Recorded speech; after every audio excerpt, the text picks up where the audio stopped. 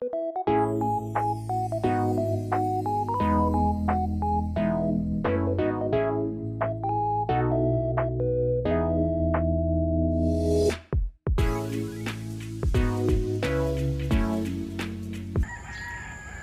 makikita na namin yung resulta nung pagod at puyat namin. Okay na yun. Ako, expectation ko magiging maayos yung performance namin kasi sa dami ng practice namin. Yung naramdaman ko, masaya kasi malapit nang matapos. Yun lang. Ang expectation ko maging confident tayo, tsaka wala nang magka-ball-ball sa mga linya nila sa uli yung beginning yun nga. Tsaka yung feeling ko, nararamdaman ko pagtapos ng maraming practice natin ay yung makakapagpahinga na tayo ng matagal, 1 week, tsaka sem break nga, yun lang.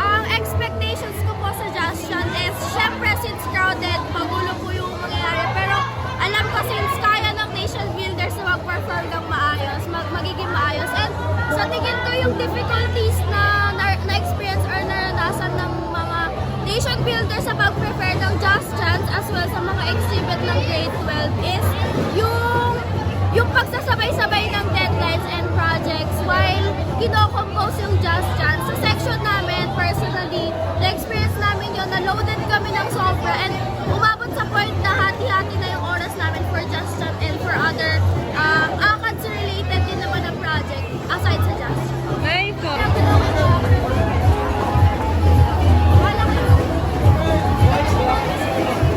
Punta na doon!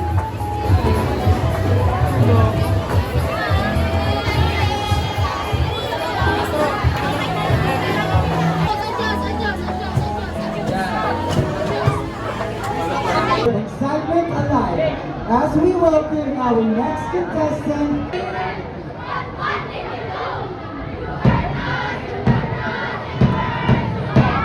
Ay, ay, ko! Okay na, tropa pa naman kita, tapos ganyan ka. Nice, nice, nice, nice!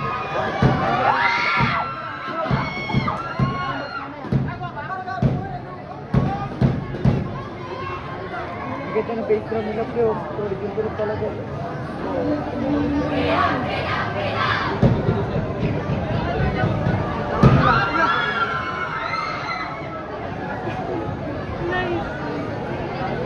Ganyan sa akin, sorry pantangalan. Di ba ganyan? Hindi nakita! Yung feeling ko po is nakakakaba po pero masaya po habang nagka-perform po sa maraming tao. Napakita ko po yung galing ko at nabigay ko rin po yung best ko habang nagpa-perform.